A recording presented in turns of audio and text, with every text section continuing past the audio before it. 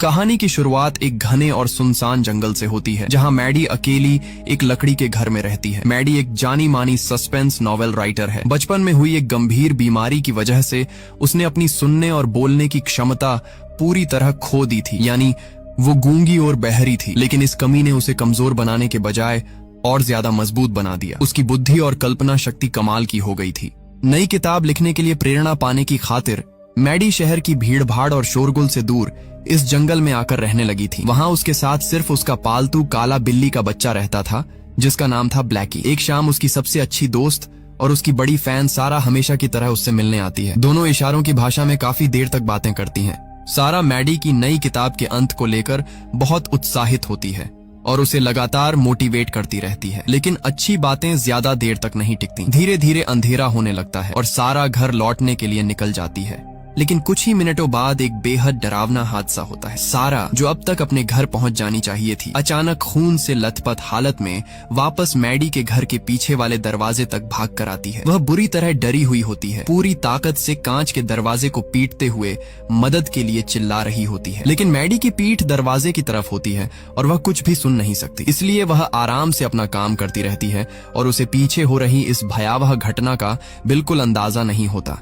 तभी अंधेरे से एक आदमी बाहर निकलता है। उसके चेहरे पर सफेद डरावना मास्क है और हाथ में एक बड़ा शिकारी चाकू। फिलहाल हम उसे सांग ब्याओ कहेंगे। वह बिना कुछ बोले सारा के बाल पकड़ लेता है और उसके पेट में बार बार चाकू घोंप देता है। कुछ ही सेकंड में सारा की दर्दनाक मौत हो जाती है।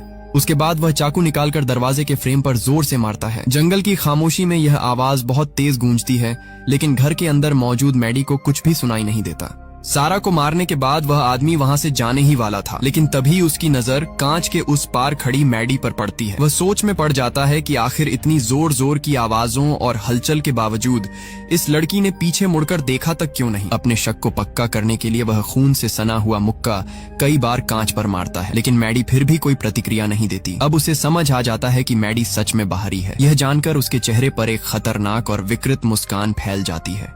वह तुरंत घर के अंदर घुसने की कोशिश नहीं करता। पहले सारा की लाश को घसीटकर छिपा देता है और यहीं से शुरू होता है एक खौफनाक शिकार का खेल। इसके बाद मैडी वापस अपने कंप्यूटर के सामने बैठ जाती है और अपनी किताब का अंत लिखने में लग जाती है। तभी वह आदमी चुपचाप पीछे का खुला दरवाजा खोलकर घर के अंदर घुस आता है। वह बिना कोई आवाज किए मैडी के पीछे खड़ा हो जाता है। दोनों के बीच मुश्किल से आधा मीटर का फासला होता है। वह जानबूझकर अपने चाकू को धातु की कुर्सी से रगड़ता है ताकि तेज आवाज निकले, लेकिन मैडी को उसका कोई एहसास नहीं होता। उसी समय कंप्यूटर स्क्रीन पर उसकी बहन की वीडियो कॉल आ जाती है। कॉल देखते ही वह आदमी तुरंत कैमरे की नजर से बचकर एक कोने में छिप जाता है। इशारों की भाषा में बात करते हुए मैडी की बहन अचानक कुछ अजीब नोटिस करती है। उसे लगता है कि अभी अभी मैडी के पीछे कोई काली परछाई तेजी से गुजरी है। वह पूछती है, मैडी तुम्हारे पीछे अभी कौन था?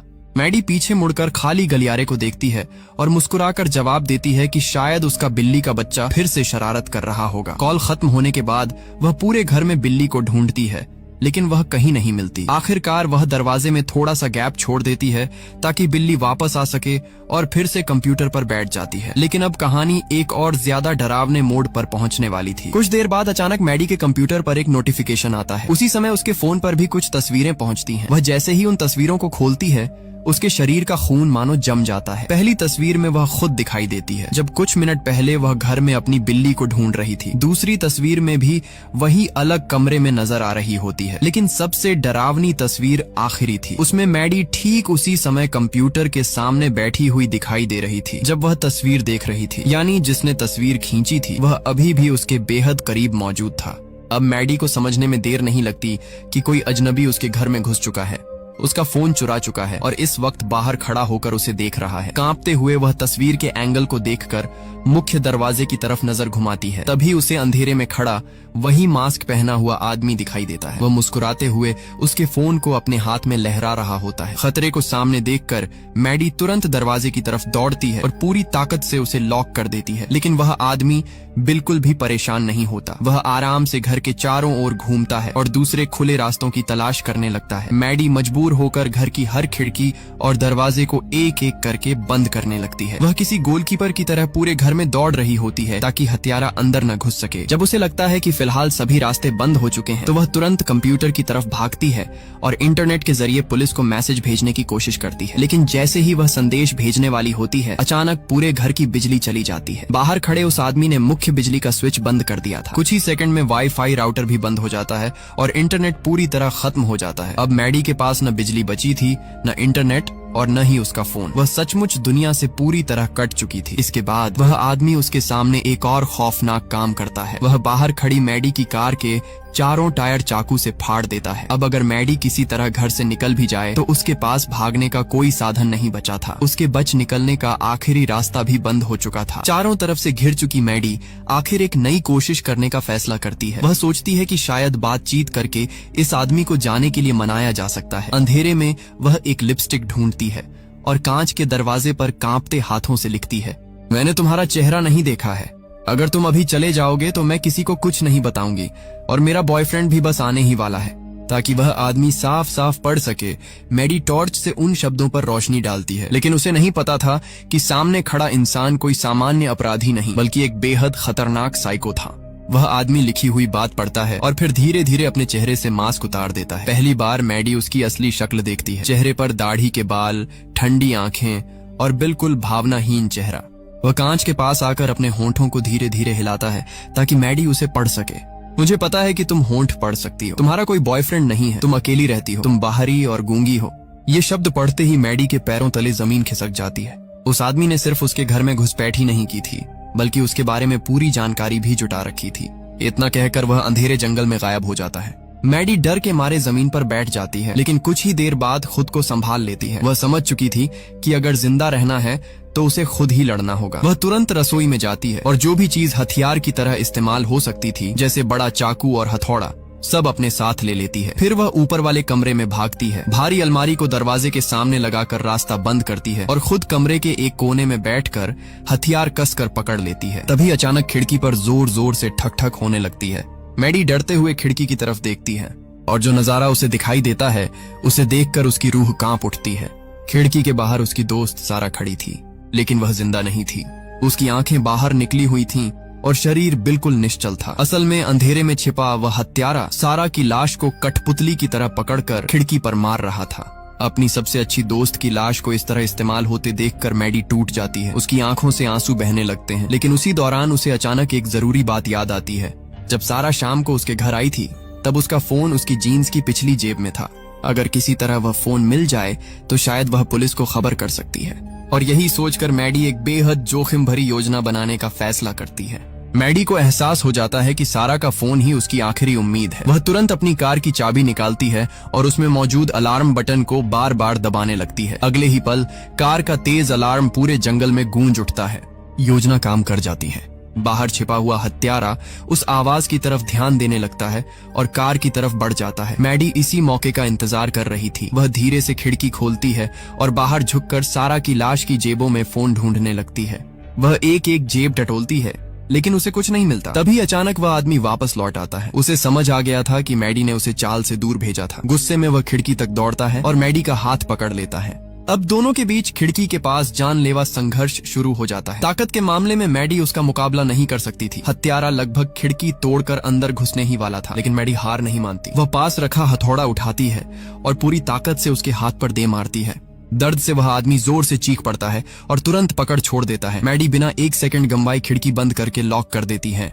हाथ में लगी चोट से तिलमिलाया हुआ हत्यारा गुस्से से पागल हो जाता है। वह अपने घाव पर पट्टी बांधते हुए जेब से सारा का फोन निकालता है और मैडी को दिखाकर उसका मजाक उड़ाता है। फिर वह सारा की बाली भी निकालकर हवा में लहराता है। तभी मैडी को समझ आता है कि वह पहले से ही उसकी योजना भांप चुका था। उसने जानबूझकर सारा का फोन अपने पास रख लिया था।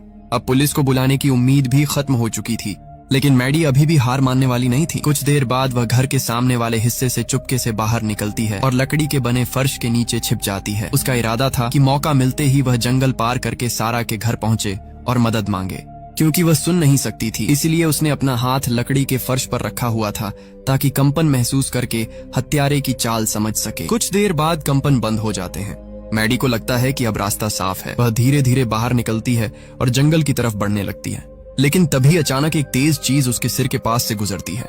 एक भारी क्रॉसबो से छोड़ा गया तीर उसके सिर को छूता हुआ पीछे पेड़ में जा धंसता है। मैडी दंग रह जाती है। वह आदमी न जाने कहां से एक खतरनाक क्रॉसबो ले आया था और किसी शिकारी की तरह ऊंचाई पर खड़ा उसे निशाना बना रहा था। अब बाहर रहना मौत को बुलावा देने जैसा था। मैडी मजबूर होकर फिर से घर के अंदर लौट आती है। अब उसे समझ आ चुका था कि नीचे रहकर वह सिर्फ शिकार बन रही है, इसलिए वह एक नई योजना बनाती है। वह टॉर्च लेकर ऊपर छत वाले प्लेटफॉर्म पर चढ़ जाती है। वहां पहुंचकर जानबूझकर कुछ आवाज जैसी हरकत करती है और फिर टॉर्च को दूर झाड़ियों की तरफ फेंक देती है। अंधेरे में चमकती टॉर्च देखकर हत्यारे को लगता है कि मैडी खिड़की से कूदकर भाग गई है। वह तुरंत क्रॉसबो लेकर झाड़ियों की तरफ दौड़ पड़ता है। मैडी की चाल सफल हो जाती है। वह जल्दी से छत से नीचे उतरने लगती है ताकि दूसरी दिशा से निकल सके, लेकिन उसे क्या पता था कि यह आदमी उससे भी ज्यादा चालाक है। असल में वह उसकी चाल समझ चुका था।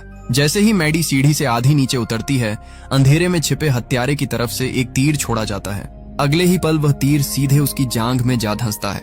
मैडी दर्द से तड़प उठती है। घाव से खून तेजी से बहने लगता है। दर्द इतना भयानक था कि वह लगभग नीचे गिर ही जाती। दूसरी तरफ हत्यारा बेहद खुश नजर आता है। ऐसा लग रहा था जैसे वह मैडी को मारना नहीं बल्कि उसके डर और दर्द का आनंद लेना चाहता हो। अब वह तेजी से सीढ़ी चढ़कर ऊपर आने लगता है ताकि इस बार काम हमेशा के लिए खत्म कर सके। लेकिन इसी पल मैडी अपनी जिंदगी की सबसे बहादुर चाल चलती है। जैसे ही वह आदमी ऊपर पहुंचता है, मैडी अचानक पूरी ताकत से उस पर टूट पड़ती है। वह उसके हाथ से क्रॉसबो छीन लेती है और जोरदार लात मारकर उसे दूसरी मंजिल से नीचे गिरा देती है।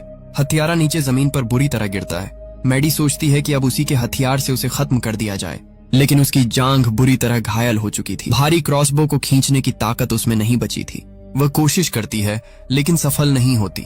उधर कुछ ही पलों बाद वह आदमी फिर से लड़खड़ाते हुए खड़ा हो जाता है। अब मैडी के पास पीछे हटने के अलावा कोई रास्ता नहीं बचता। वह वापस घर के अंदर भागती है और बाथरूम में जाकर अपने घाव का इलाज करने लगती है।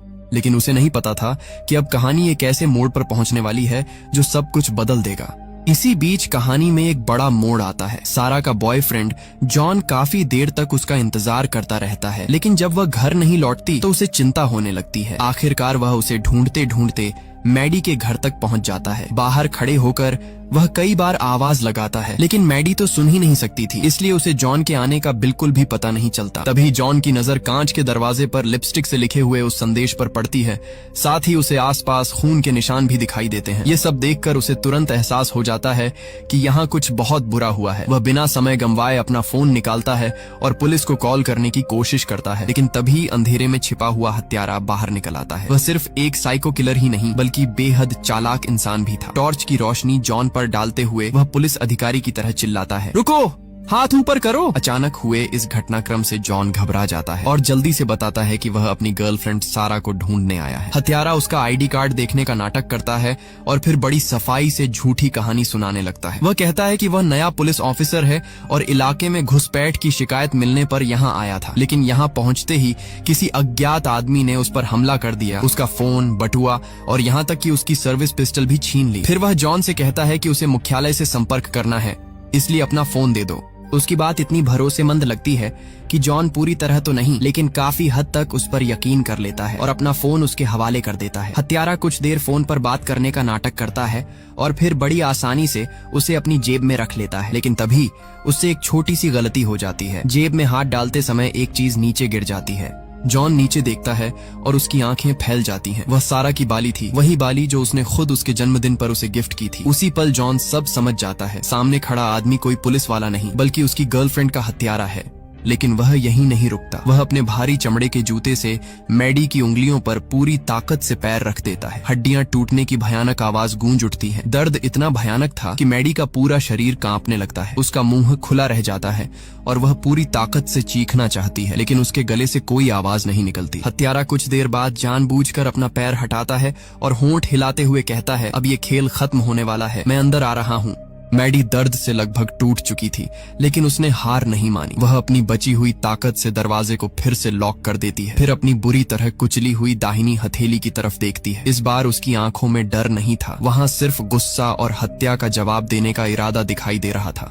वह अपने घायल हाथ से बहते खून को उंगलियों पर लगाती है और कांच के दरवाजे पर बड़े बड़े अक्षरों में लिखती है, डरपोक। ये सिर्फ एक शब्द नहीं था, यह सीधे हत्यारे के अहंकार पर हमला था। एक ऐसा आदमी जो खुद को ताकतवर शिकारी समझता था, उसे एक घायल, बाहरी और गूंगी लड़की ने डरपोक कह दिया था। यह पढ़ते ही वह पूरी तरह पागल हो जाता है। गुस्से में वह अपनी कार के पास भागता है और वहां से एक भारी लोहे की रॉड उठा लाता है। फिर पूरी ताकत से कांच के दरवाजे पर वार करना शुरू कर देता है। मैडी समझ चुकी थी कि अब आखिरी मुकाबला करीब है।